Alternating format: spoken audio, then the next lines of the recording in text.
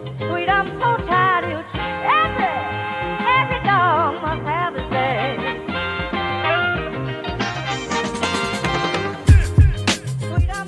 Welcome back to the Dang Good Show. I'm C Dang, and this is part 2 of our Burnout to Resilience series with Ras Contractor. Now, last episode, we uncovered the science behind chronic stress and how it's literally changing our bodies at a cellular level. Today, we're getting into the solutions, specifically with Raz's mind and body training approach that makes neuroscience and biomechanics accessible to everyone. Now, what I love about today's conversation is that we're not just talking theory. Ras has taken complex scientific concepts and distilled them into practical tools you can actually use. We'll explore how understanding our nervous system can transform your daily experiences. And yes, we'll even connect this to those hope molecules we discussed back in episode 22. Now, get ready to discover how small changes in how you approach mindfulness, sleep, nutrition, and movement can create profound shifts in your resilience. So, Ras, welcome back. Hello. Thank you for having me. This is episode 2.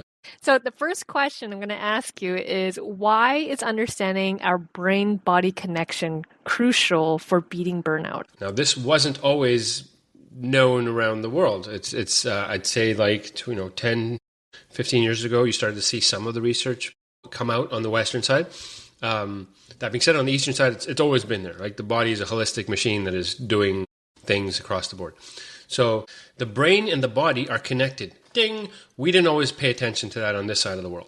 But now that we know, let's treat it as the holistic machine that it is. The brain and the body are connected. So if something's blocked, we need to address it. Otherwise, it's going to create a problem. Now, let's make this complicated. The gut-brain axis is a perfect example of how we connected. The gut is connected to the brain. The stuff in our guts sends signals to the brain. The way our brain feels can change the way our gut behaves. And so from there, let's talk about chakras and glands, because the chakras line up with some very key glands. We can share some information on that in the show notes. But imagine that a part of the body is trying to function and it's saying, hey, help me with this, that, and the other, and we're not paying attention. So as that kind of digresses, it gets worse and worse, and then it stops functioning properly. What we want to do is connect the brain to the body in the way that we're talking about it to start, but understand that everything is interconnected. So the messages that we receive aren't good or bad, they're just information. And using the information that we perceive through our holistic machine, we move forward and we address. And from there, we go into dealing with burnout. Because if our brain and our body are connected and interconnected and sending messages back and forth and receiving messages back and forth, we'll consider it the brain and the body falling back in love, the mind and the body falling back in love. And so if burnout means that we can't keep up, then addressing the mind-body connection allows us to not only keep up, but become more resilient and thrive. I just need you to help me paint a picture for our listeners, because you just connected 5 different dimensions of wellness here. So let me see if I'm following. You're saying our chakras, those energy centers that ancient traditions have talked about for thousands of years, actually corresponds to our physical glands. Like, are we talking about throat chakra connecting to thyroids and crown chakra connecting to the pineal glands? And then when you're also taking it even deeper to the microbiome level. So we're zooming in from these energy centers to the trillions of microbes living in and on us, right? But here's where you actually got my attention. You mentioned quantum theory in the past and sensing emotions as well. Are you saying there's actually a scientific explanation for why we feel someone's energy when they walk into a room and why certain people just give off certain vibes? Something like that? Is that hocus pocus? No. Well, not in my opinion. So thank you for bringing that up. Let's go right to the deepest root of it all, right? So everything in matter is kind of boils down to electrons, protons, neutrons, quarks, right? And I had to go Google that piece because sometimes you got to dig deep.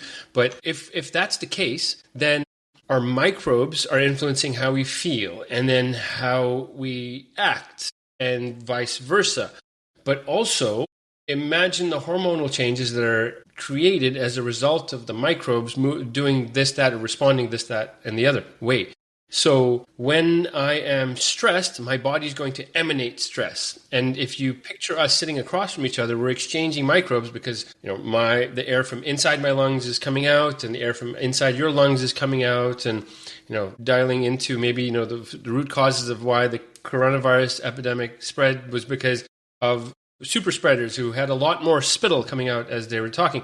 So there's a transfer of fluids, of energy, of air, and that can be explained through a combination of microbes and atoms and quantum theory, and then the energy from our brains. And let's go even deeper, the interconnectedness of the world as we know it, right? So if we consider ourselves energy centers in this vessel that is the body, which is very esoteric, but kind of bridges what I think is a gap between spirituality and religion. So we're all interconnected, and so we're all connected, which means we can sense each other. And if we stop paying attention to it, which happens in childhood, then we're not as aware of it. But, if we go back and train, then I can be more aware of your state, and you can be more aware of my state. And we can pay less attention to our own state and more attention to the other state, balance it out so that we're paying attention to ourselves and the person in front of us or people around us. And from there, we just have a more gentle society that's a little more aware than maybe the self-absorbed natural state that we tend to move into. I love that. I love all of that. Awareness is key, basically. So with that in mind, how does body and mind training differ from typical wellness programs then? Hopefully this conversation is exciting to your viewers as well, because I know we're having a great time talking through this. Let's talk about what I've developed as mind and body training. So mind and body training is, applying the neuroscience and the biomechanics, which is really mindfulness, the way it's termed reverse engineered. So there's my engineering brain coming into the whole thing. I had to solve a problem. I deconstructed mindfulness into its core components. And because neuroscience is mind and biomechanics is body, mind and body training. Now, mind and body training is geared towards developing resilience in the human being by using acute or hormetic stress to adapt the body. So to then become my tagline, bigger, stronger, faster, and kinder. So if that is my approach, I'd love for it to be the general approach, but most wellness programs are either prescribing things or giving access to tools. But I think most programs aren't going to do the deep dive and we'll call it bespoke analysis of the individual in order to really be effective. Now, you could say mind and body training, and I've had this come back to me. Yeah, but everybody's different. Okay, that's fair. We all are. Neuroscience applies to everybody. There's nobody kind of breaks the mold of neuroscience, and nobody breaks the mold of biomechanics. Our bodies move and do the same things, and our brain responds and has similar functions. Where we differ is tendencies and filters and likes and dislikes. So if I share with a team the simple, unarguable facts of the way that their brain responds to stimulus and the way their body moves, then that is the base for developing resilience. So you're basically saying there's no magic pills, there's no quick fixes. What you're describing reminds me of the difference between following a recipe and actually understanding how cooking works, right? Imagine if you only knew that exercise was good for you, but had no idea why. You might force yourself to run every day, hate it, and eventually quit. But if you understood that movement releases those hope molecules I've talked about in episode 22, for listeners out there, that it literally changes your brain chemistry. Suddenly, you're not exercising. You're consciously creating your own natural antidepressants, for example. It's like the difference between driving a car and understanding how it works. Most of us can drive without knowing what's under the hood, and that's fine. It's getting from A to B. But when some things start making weird noises, wouldn't you rather have some basic understanding instead of just hoping it goes away? So, so I think is that what you're getting at? Understanding the why behind wellness gives us the power to actually customize what works in our unique vessels. Bingo. And if maybe we can have one overarching message that we want to reinforce time over time for your viewers and listeners and audience community is that you have a mind and body, and again, a holistic machine that is yours for life. And how you treat it and what you know about it kind of changes the way that you experience life moving forward. So let's say you don't have the capacity to know everything about your body, but if you knew these core principles, things would be better. For example, let's go back to driving. If you start to hear a sound, you kind of know where it's coming from, then you can go to an expert, say a mechanic or a shop, and they'll help you assess based on what you've shared. They'll take it for a test drive, obviously. If you know that your tires are supposed to be inflated and your oil is supposed to be changed every 10,000 kilometers, then at least you know enough to keep the car in working function within the duration within which expert will then look at it. So if I told you that when you inhale, your heart rate goes up, and when you exhale, your heart rate goes down, that's information that would help you function better between appointments with specialists. So consider it like that. At the same time, why wouldn't you want to learn about this body of yours? Because it's yours. And again, I'll try to convince you that if you do learn about it and you become kind of an expert in your own body, then you can just handle things better, quicker. Yeah, because that's honestly, I think for a lot of people, and then this is me years ago thinking this way, it's the fear of knowing what's wrong with you. I think people just kind of want to I don't want to know, so I'm just not going to learn about it. But I think that's where magic happens, is when we get into that fear and learn more about it.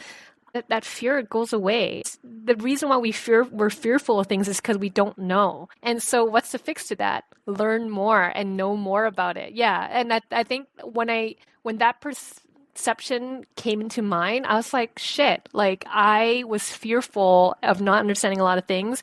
So what fights it is knowledge. So knowledge is really, literally powerful. Absolutely.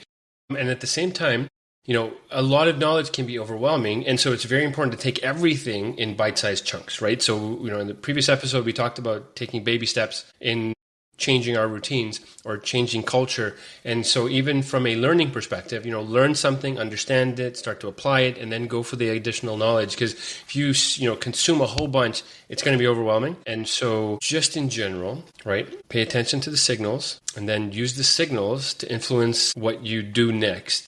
And then don't try to do too much. Take one step, figure it out, assess, take the next step, figure out, assess. And in that, you run less of a risk of putting yourself in a compromising position.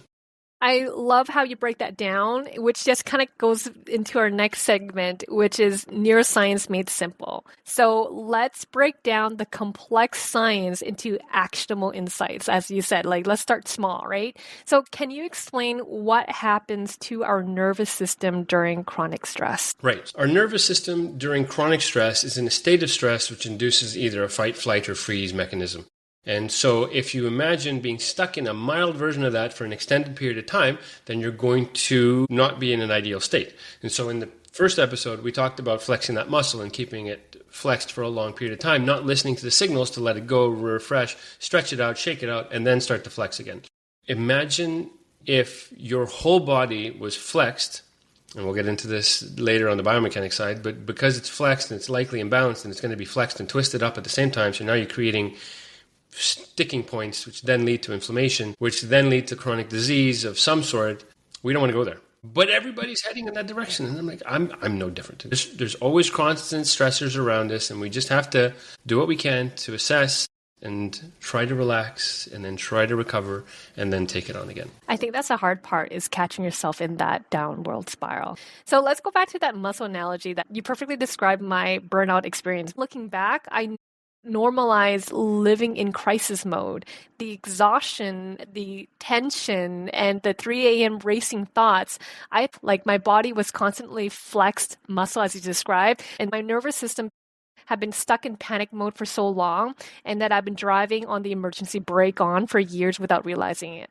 So is that what you see with your clients too? This normalization of chronic stress until the body literally forces us to stop? Okay, so yeah, what I will say that chronic stress is well documented as the sort of latent situation that ends up leading to burnout in some form or fashion. So chronic stress leads to chronic disease. And that's not something we want. So even if we scale it back, right? Burnout's a condition as a result of things going on. But our body is going to be diseased. And we want to try to dial that back. And so put it this way. If you don't deal with the stress, then your body will shut down or your mind will. I find that for me, exercise does really help. Movement is like a magic pill. If you were going to describe something as a magic pill, just moving our body and moving it better and better every day just creates like so much benefit. And I can't express this strongly enough.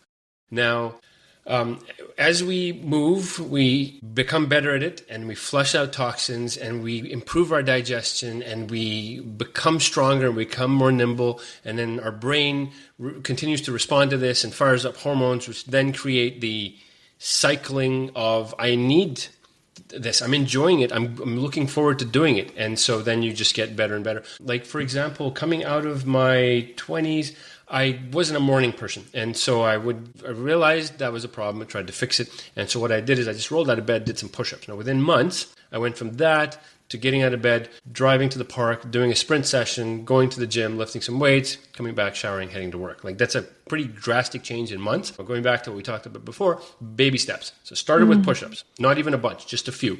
And every day, just tried to do a little bit more, but without overtaxing myself. So to me, if we move, everything gets better. Small baby steps is everything.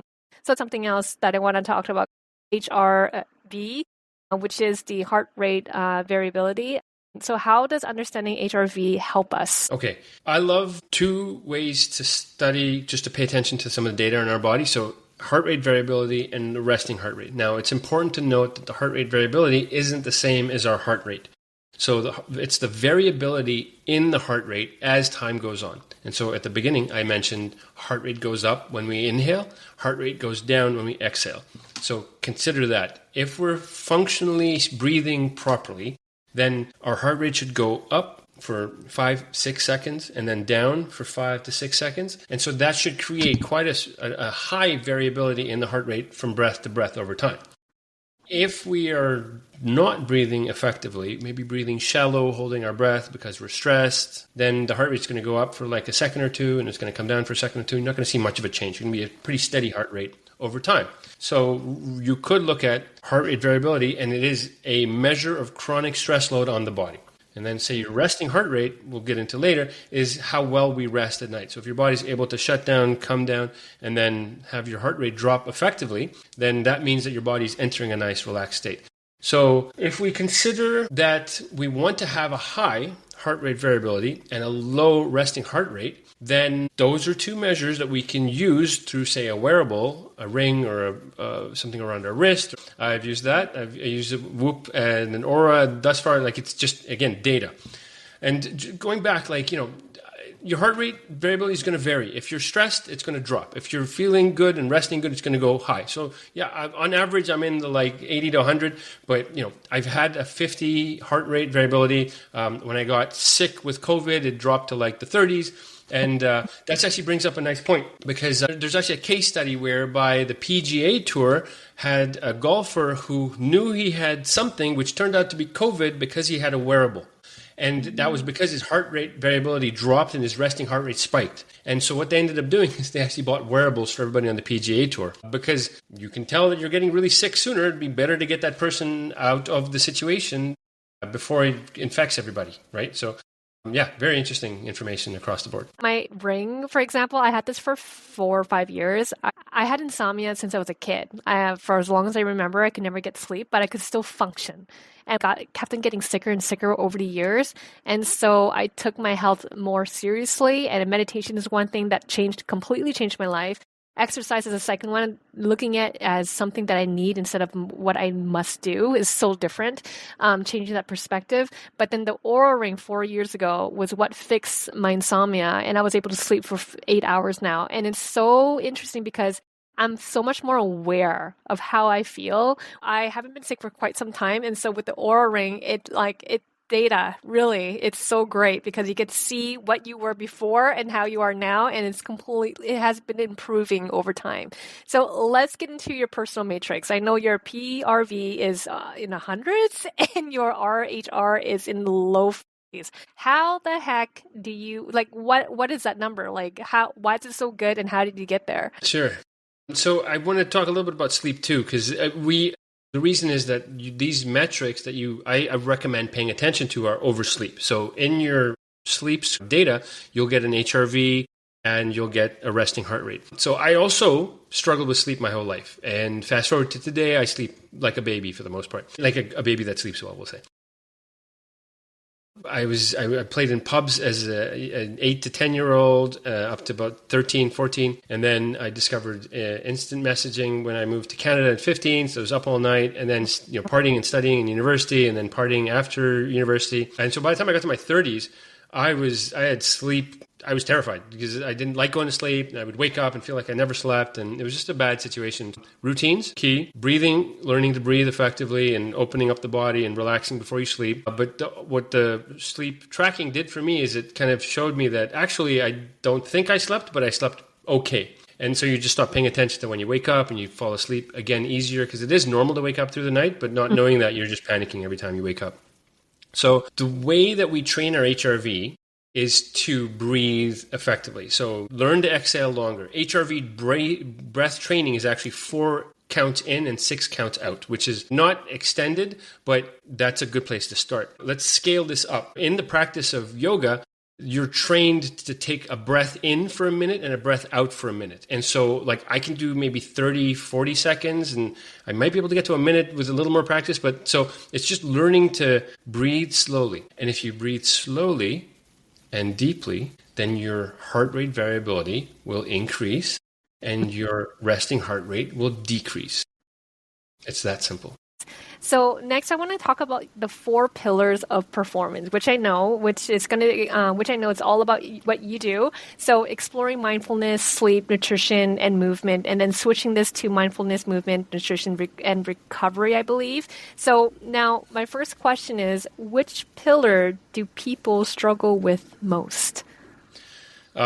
It's very normal for people to assume that they want to have a low heart rate variability. I'd say most people who start using a wearable kind of assume that. So it's a good distinction for your community is you want to head towards a high heart rate variability and a low resting heart rate. Now, moving into what pillar, in my opinion, do people struggle the most? This is going to surprise you, but it is the nourishment and nutrition pillar, because we as a society don't eat ideally, right? Like the people who pay close attention to it probably still don't even eat perfectly. And so if you're eating in a way that doesn't serve your body in the long run, then you're creating problems. You could be eating, too much of something, too little of something. I've even had instances where I've been under eating. And from someone who loves to eat, and I do, it was surprising, right? So to some degree, paying attention to what we eat and really understanding that we need a lot of protein, we need to eat a lot of healthy fat, we need to eat a decent amount of carbs, and then we need to, have whole foods and all that kind of good stuff. So I think that most people aren't eating well, so it's really the nourishment piece. And so if you address that, a lot of things change, because what we eat influences our microbiome, which influences the way that we process food and our regularity going to the bathroom, and ultimately how we feel, brain fog versus being clear-minded, etc. And so, let's just say, hey guys, how are you eating? Yeah, I'm still on this nutrition journey myself, and it's wild how true the old saying is you are what you eat, really. When I finally cut out a lot of processed food and sugar from my diet, the changes were almost shocking. Like I had better sleep, one. That was the first thing I noticed, and actually deep sleep, like REM and all that stuff, in the highs, instead of that restless tossing and turning. And then the brain fog lifted. It was like someone cleaned my mental windshield, and suddenly I could think clearly again. But what really struck me was how it affected everything else. Like my energy became more stable throughout the day instead of going through those crazy spikes and crashes. Even my mood improved. I was less irritable and less stressed and anxious. That was the biggest thing, is being anxious. And you're right about it being like a chronic stressor that you mentioned in the past as well. When our body is constantly trying to process junk food, for example, and searching for nutrients that aren't there, of course it's stressed. It makes sense. It's like trying to run a car on a wrong type of fuel, like diesel or gasoline, right? Like that, the convenience factor is real though. Like I still struggle with meal prep and making good choices when life gets busy. And is that something you help people navigate in your program? Like finding the sweet spot between ideal nutrition and real life practicality?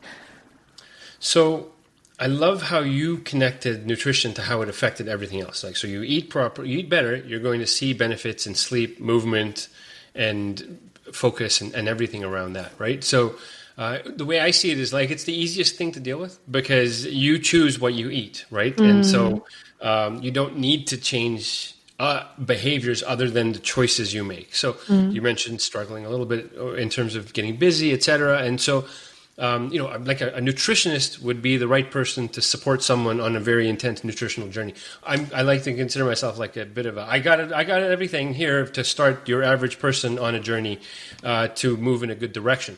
And so the most important thing that I recommend everybody start with, and I'm sounding repetitive, but it's where you are now. So what are you consuming on a day-to-day basis today, tomorrow, the next day? That's the start of your journey. Then what you do is you dive into what you need to change. So you look at what you're eating, you understand the macronutrients, and fitness apps and AI makes this very easy. You literally just put it in there and it'll tell you what you're doing.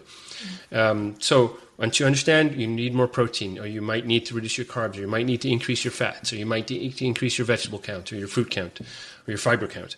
And so doing that slowly is going to allow you not to feel burdened by the change. So you eat how you eat normally, but you add some vegetables and you add some protein, and then that's it for the next week. And then next thing you drop out some of the stuff you shouldn't be eating.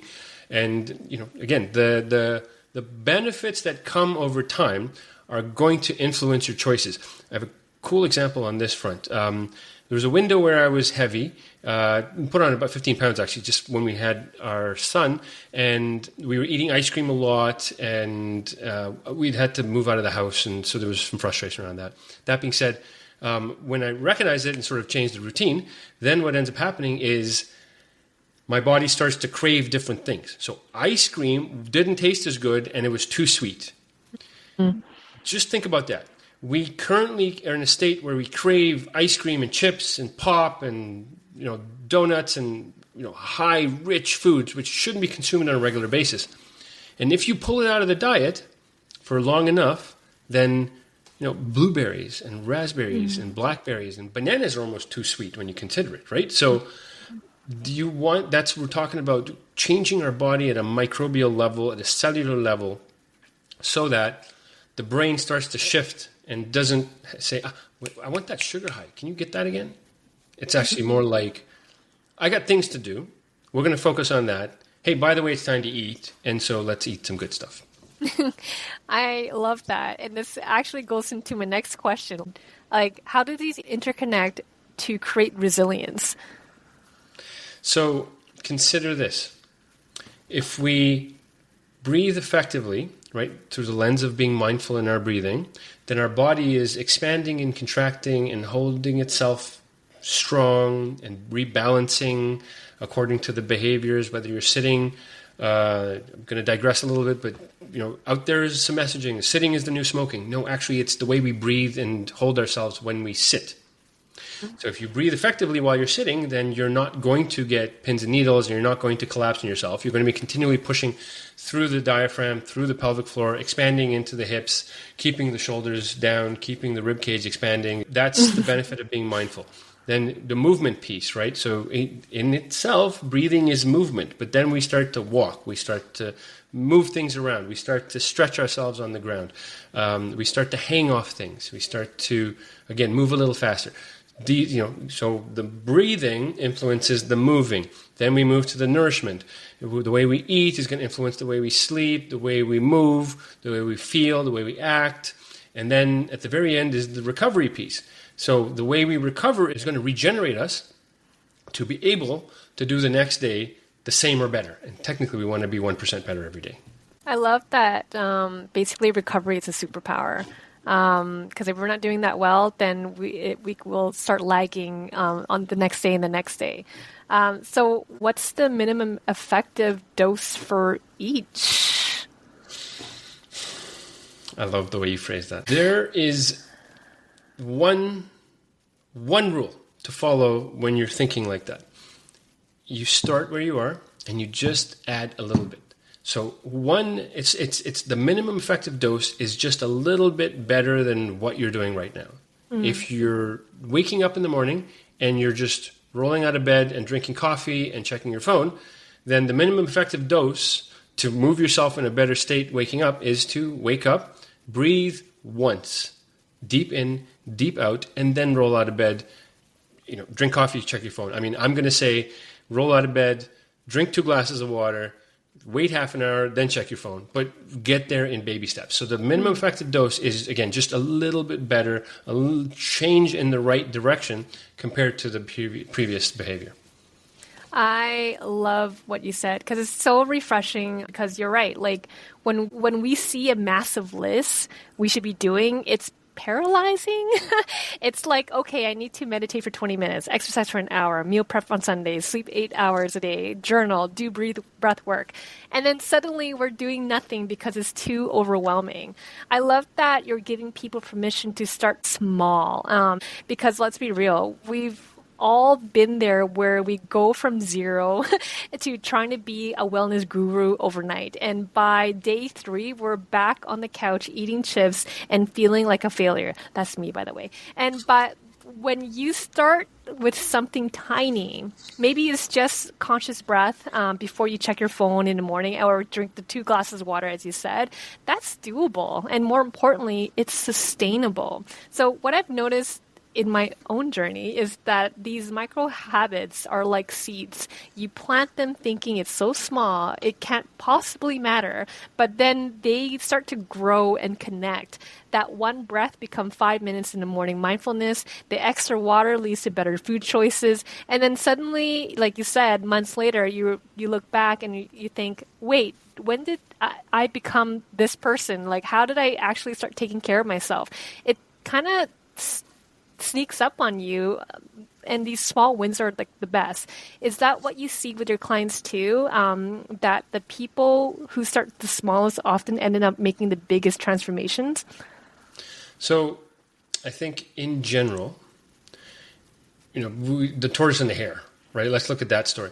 The tortoise just keeps moving, ends up winning the race because the hare kind of gets cocky and passes out halfway through. It's an exacerbated tale, but across the board, a human being who is taking steps every single day to improve is going to end up further along in the long run than someone who sprints until they break and then has to recover and sort of start from scratch, right? And that being said, if you find yourself sprinting and you haven't broken yet, then take an assessment, maybe take a break, stop, breathe, reset, and then go ahead and sprint. Because again, I'm not saying you have to be the tortoise. I'm saying if the hare didn't take a nap, he would have won. I love that analogy with the tortoise and the hare. I think that's the one thing that everyone will understand because who did not grow up with listening to that, right? Now, let's move into the real world application, like workplace integration and strategies. So how can busy professionals implement this without adding stress? Let's go back to the last segment. If we start small and continue on a journey, then it doesn't feel like something additional, but we're just slowly kind of bringing in the good stuff so that we can handle the powerful stuff later on. So it starts with journaling your life's natural cadence. Just take an assessment of how your life is now. Don't lie to yourself because then you're just going to create a problem. From there, you decide, okay, we've got to move in the direction of mindfulness, movement, nourishment, recovery in some form or fashion. And so let's add a little bit of that to start. A little bit of mindfulness. Let's just do that for a week. Okay, then let's study our movement patterns a little bit. Okay, let's study our food a little bit. And so we're not trying to overnight shift everything to the perfect. We are starting where we are and we're taking steps in the right direction. And over the course of 3, 6 weeks, 2 months, 3 months, again, it's the long game. You get to a state where you're functioning at a much higher level than you were before. The next question that I have for you is what benefits would you typically see? So imagine taking everybody at the organization or, again, it doesn't have to be corporate. It doesn't have to be SMEs. It's just a team. It could be a group of humans. But if everybody is moving into a state where they're higher performing and healthier moving forward, then you're just going to have a stronger group of human beings together. And so once you do that, now you're making better decisions as a group. You're getting more done as a group. You're not buried by the responses that aren't favorable when they come up. And so put it this way. In my opinion, resilience training is the way to have the most high-performing organization that's possible. I love that. How do you handle skeptics in corporate setting? If you consider that everybody's going to be a skeptic to new information, right, then they don't become a skeptic. They just become someone that you need to continue to have conversations with. And so, on the one hand, it could be like, okay, this isn't working if it's not working for everybody, then like say you install some breathing as part of a pre-meeting process. And, some people will have their eyes open, some people won't do it, but you do it long enough, everybody will give it a chance. And I haven't met a human being who, if does the breathing, doesn't feel the difference. So it's not really about treating them as skeptics, and it's not really about letting it change your perspective. It's really just you take the information and you share and you ask questions and you answer questions and you give them an opportunity to share their life and experience. And once you have trust, then at least you have a place to start experimenting together. I definitely agree with you on that. And that kind of brings us back to that conversation of that leaders lead, right? If people see leaders doing it, then they will follow, which is just so natural. If you think about it, everybody wants to be in a better state. But, like you said, changing what we do now is scary and difficult, and the devil we know is often the safer choice. So again, on one hand, baby steps, right? So just do this little thing and then let me know how it goes, right? So that could be one way. And the other side of it is, what is it that's making you uncomfortable with this? Okay, sounds good. So what if I was to say that thing that you're worried about is less likely, and if it does happen, then we'll talk about it right away. So yeah, don't for anybody. Then change management, right? Like understand that the person is not always going to be amenable to change. And so just assume that it's going to be the hard road. Now, when you get to that point, you don't get flustered, you don't get frustrated, you don't get sharper, you don't try to be more powerful. You actually soften. I don't know about you guys who's listening, but a lot of things that Ras has been saying has validated what I've been thinking. And so let's talk about mini exercises that you listeners can do. And so I have two questions for you, Ras. One, can you walk us through a 2-minute stress reset technique? I'd love to. Let's do it. So here's the thing. What I'm going to do is I'm actually just going to throw the kitchen sink, but in a very simple way. So we're going to cycle through a few different breath tactics that are all geared towards the same thing, which is bringing the energy to a more centered place. And now we can get very specific and do specific things to ramp up our energy, to bring down our energy, to neutralize. But what I'm going to do is we're just going to experience some stuff and you'll just feel something, okay? So how about this? Everybody that's listening, if you're able to, if you're driving, you can do some of this, but not all of it. But if you're sitting somewhere, then let's just start by putting our feet on the ground. Make sure that we are feeling the whole foot on the ground, specifically the tripod, big toe, little toe, and heel. From there, put your hands on your knees and then feel your hips sink into the chair. And then from there, relax your shoulders and relax your jaw, lick your lips, swallow, relax, close your eyes really tight and open them and just relax them again. Now, what we're going to do is we're going to drop our eyelids down, and we're just going to breathe in gently through our nose for 1, 2, 3, 4, and then exhale 2, 3, 4, 5, 6. And now inhale 2, 3, and then exhale 2, 3, 4, 5, 6. I'm going to do a different one. Inhale, 2, 3, 4, and then hold 2, 3, 4, and then exhale 2, 3, 4, and then hold 2, 3, 4, and then breathe in 2, 3, 4, and then hold 2, 3, 4, and now exhale all the air out for as long as you possibly can. Try to keep pushing it out. And then now at the bottom, hold. And now you feel like you really got to breathe. So go ahead, take a slow breath through the nose. And we're done. And so if you went through that, you would have noticed that The breath through the nose would have helped your body kind of extend and expand. And then the hold would have given your body a time to settle. And then the exhale longer would have given your body time to relax more, and you would have felt things kind of settle more. The hold at the bottom. Now at the very end, I threw something interesting at everybody where we did a full exhale and then held at the bottom. You might have lasted for as long as we went. You might have had to breathe in sooner, which is totally fine. But that leads us to information that we'll share later. So when we exhale all the way out, we are now forcing our body to, in a good way, become comfortable with that high state of carbon dioxide. And that, again, is a self-reinforcing mechanism whereby the body then doesn't panic and under those circumstances. So yeah, hopefully your community enjoyed that. If you have questions about what you were doing specifically, reach out and I'm happy to talk you through any of that. Amazing. I was doing while you're describing it. I definitely feel a lot more calm. I feel like I do a lot of box breathing myself, but that extra bit definitely helped. So yeah, I mean, if everybody that is listening and that will listen and watch this wants to do one thing that would change the way that their breathing mechanism influences their physiology and neurology, is just extend your exhale. Because by doing that, you're slowing your heart rate down. And if you want to add one more thing, is just breathe through your nose. Raz, I have to say, the way you've made neuroscience so practical and accessible is incredible already. And I love that you're not just asking people to become experts, just to understand their own vessel, just enough to understand their own vessel well enough to take care of it. And for our listeners, I hope you're feeling empowered by what we've discussed today.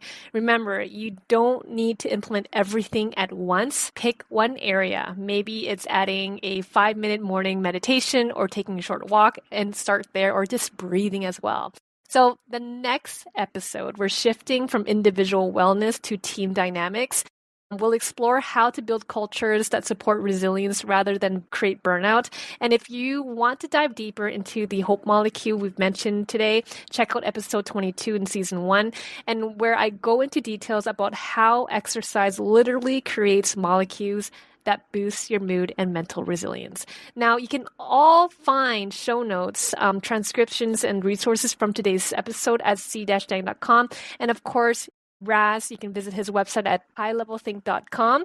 And of course, you're on Instagram as well, Raz. Where can they find you? Ras Contractor, if they want to reach out.